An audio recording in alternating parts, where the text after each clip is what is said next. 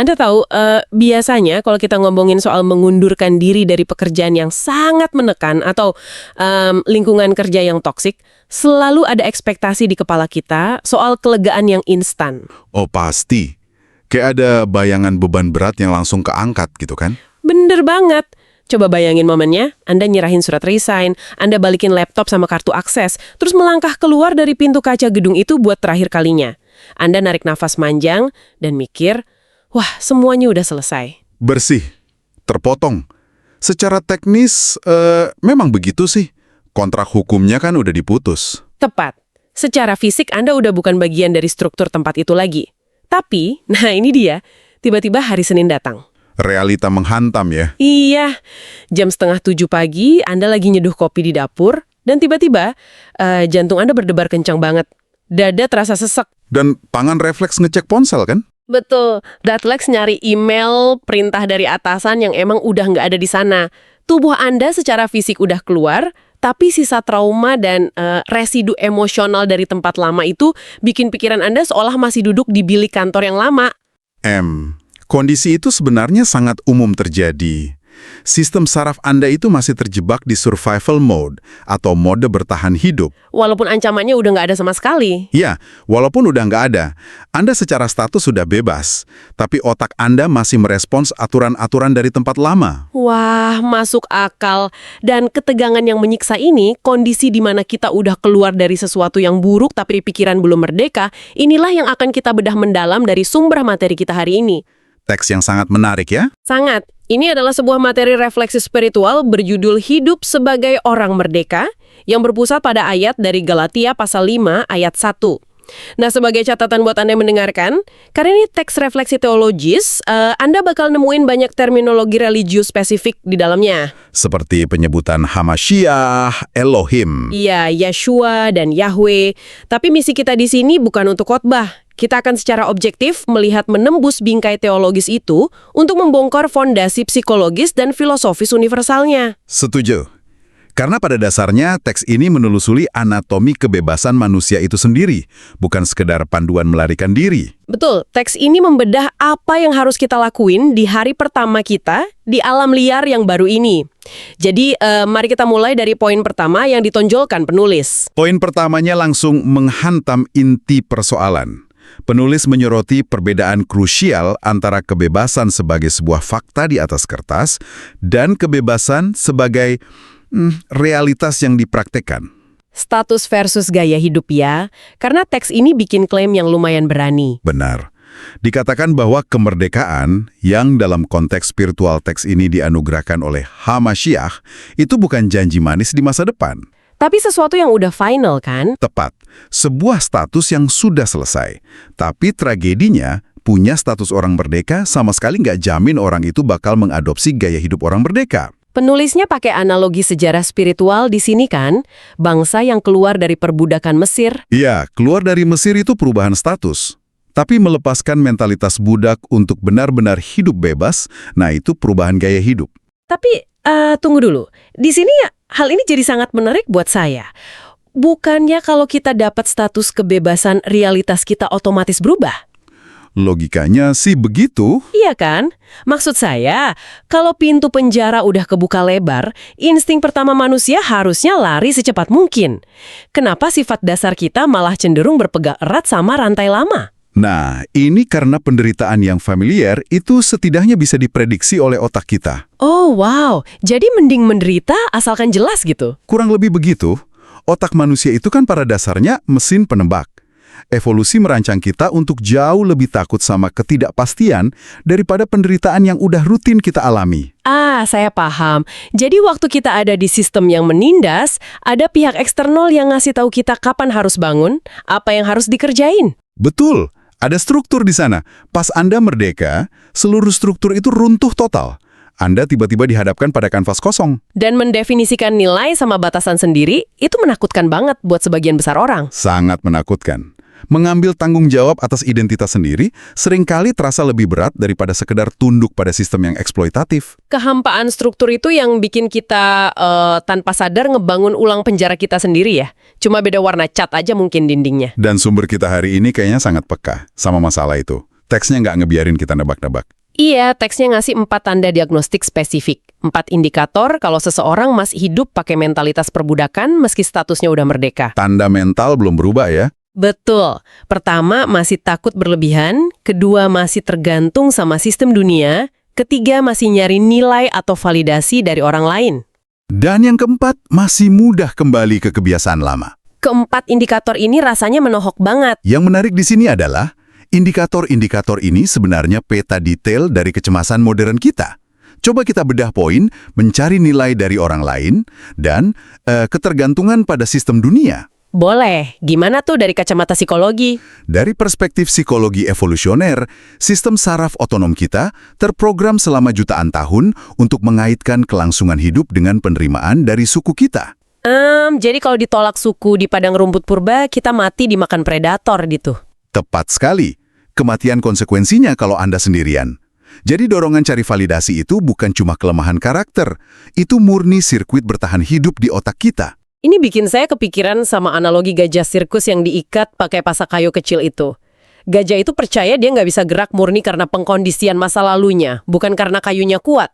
Analogi yang pas. Nah, menurut Anda dalam konteks teks ini, gimana sistem dunia yang disebut tadi bertindak sebagai pasak kayu buat kita hari ini? Kayak algoritma media sosial gitu mungkin? Wah, media sosial itu contoh sempurna. Algoritma mengeksploitasi mekanisme purba tadi.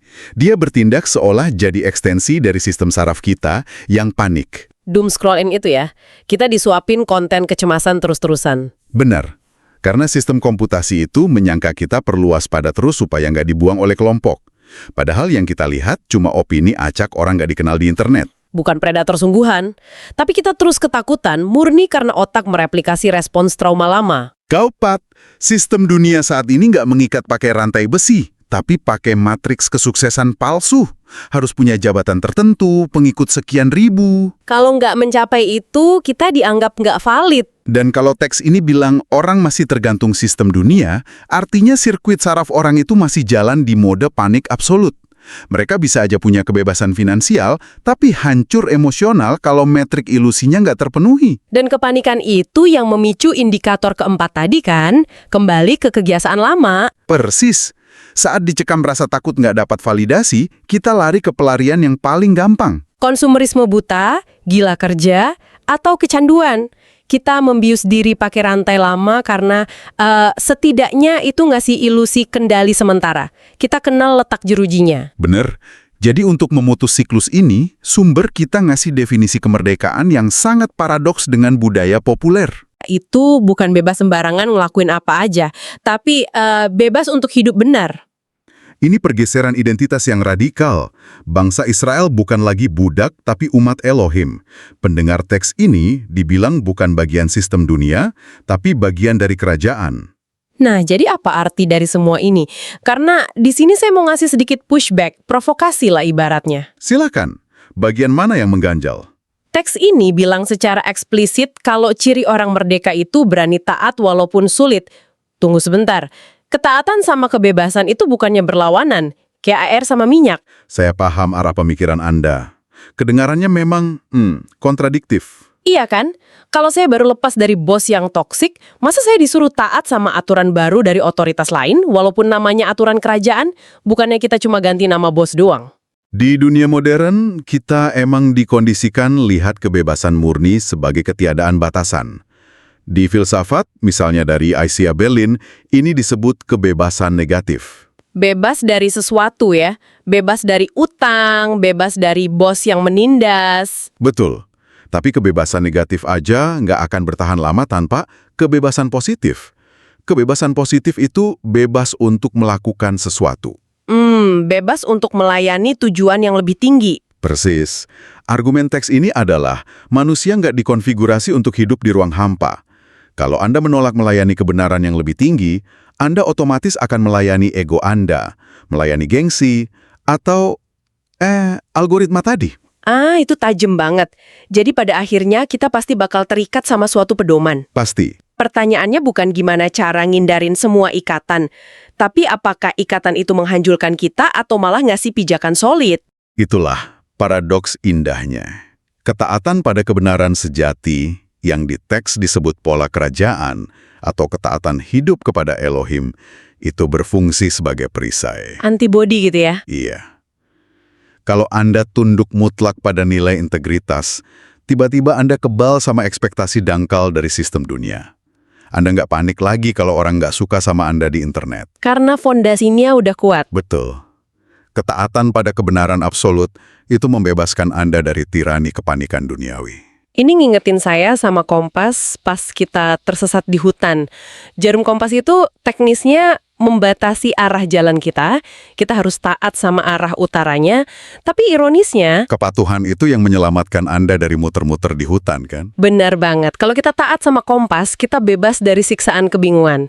Kita nggak kena decision fatigue atau kelelahan ambil keputusan lagi. Karena kompasnya udah nunjukin arah yang jelas. Tapi masalahnya, ganti peta dari sistem dunia ke kompas kerajaan ini nggak gampang kan? Peta lamanya udah tercetak puluhan tahun di kepala. Penulisnya sangat paham dinamika itu. Makanya di bagian penutup ada peringatan keras. Kalau nggak hati-hati, orang bisa keluar tapi balik lagi lewat pola lama. Solusi yang dikasih mutlak ya, harus ada pola hidup baru, cara pikir baru, cara lihat hidup yang baru. Secara saintifik, ini penjabaran teologis yang presisi banget soal neuroplastisitas otak. Wah, soal neurons that fire together, wire together itu ya. Neuron yang menyala bareng, terhubung bareng. Tepat. Kebiasaan lama kita buat merasa cemas atau nyari validasi itu udah jadi semacam jalan tol beraspal mulus di sirkuit otak kita. Udah dilewatin jutaan kali soalnya. Sementara cara pikir yang baru, pola kerajaan ini, ibaratnya masih jalan setapak kecil di tengah semak belukar. Sangat sulit dilalui di awal. Otak kita secara default pasti milih jalan tol lama biar hemat kalori. Makanya butuh intervensi kognitif yang dilakukan sadar dan terus-menerus. Saya perhatiin teks ini diakhiri sama momen refleksi dan praktek doa malam. Meminta tolong ke Bapa di surga dan Yeshua HaMashiach biar nggak balik ke pola lama. Terus ditutup berkat Bapa Yahweh memberkati. Nah, dari lensa psikologi pembentukan kebiasaan, doa ini bukan sekedar rutinitas pasif. Ini bentuk kognitif reframing harian. Pembingkaian ulang kognitif yang sangat taktis. Saya suka banget lihatnya dari lensa teknologi. Kayak kita lagi perbarui sistem operasi, update OS komputer mental kita. Analogi yang sangat relevan. Kan status merdeka kita itu ibarat hardware atau perangkat keras baru. Super canggih, kapasitas besar. Tapi karena malas, kita masih memuat OS lama dari flash disk jadul kita. OS yang penuh bug dan virus kecemasan ya. Betul, menjalankan skrip pertahanan diri yang udah usang. Kalau hardware baru pakai OS korup, lama-lama pasti crash, mogok total. Jadi, refleksi harian dan doa malam tadi itu pada dasarnya prosedur pembersihan antivirus. Persis, proses debugging yang disadari setiap hari. Visualisasi yang akurat. Anda memaksa sistem Anda nekan tombol update sebelum tidur. Soalnya sepanjang hari, perangkat lunak masa lalu itu bakal nyari celah buat install ulang dirinya di background. Kayak pas kita merasa inferior lihat unggahan teman di medsos, itu virusnya lagi jalan. Iya. Nah, saat momen refleksi harian itu, Anda mengidentifikasi bug kecil tersebut, menghapusnya, dan memuat ulang kode kebenaran yang baru. Pertanyaan refleksinya juga lugas banget. Apakah saya udah hidup merdeka atau diam-diam masih bawa pola lama? Pertanyaan itu menuntut metrik pertanggungjawaban yang nyata dari pendengarnya. Kemerdekaan bukan cuma ide abstrak, tapi performa keseharian yang dievaluasi. Anatomi transformasi yang memukau banget. Nah, kalau kita tarik mundur buat lihat keseluruhan perjalanan diskusi kita hari ini, Kita udah mulai dari pencerahan bahwa kebebasan itu bukan sekedar status akhir, kan? betul. Lepas secara fisik cuma langkah pertama di garis start. Kita udah bedah gimana saraf kita sering menipu kita buat masuk lagi ke mentalitas budak lewat pencarian validasi sosial yang terus-menerus. Lalu kita nemuin paradoks utamanya.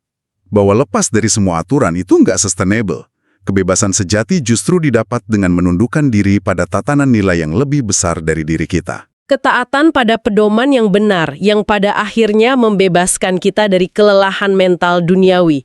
Dan yang terakhir, kita harus proaktif ngehapus bug kebiasaan lama dan update sistem operasi pikiran kita tiap hari. Sebuah cetak biru buat perombakan total kehidupan dari dalam keluar. sangat mendalam. Dan untuk itu, di penghujung eksplorasi ini, kami ingin mengarahkan cermin dari sumber bacaan ini langsung ke hadapan Anda pendengar kami. Saatnya refleksi personal. Iya. Coba ambil waktu sejenak hari ini buat nanya ke diri sendiri, apakah Anda benar-benar udah ngejalanin gaya hidup orang merdeka secara utuh? Atau mungkin di saat sepi, Anda nyadar lagi nyeret rantai tua dari masa lalu yang mendikte keputusan Anda? Pertanyaan yang sulit tapi penting. Kalau ada satu kebiasaan spesifik aja, satu hal kecil yang harus Anda ubah mulai malam ini, biar pola hidup Anda selaras dengan kemerdekaan ini, apakah hal itu?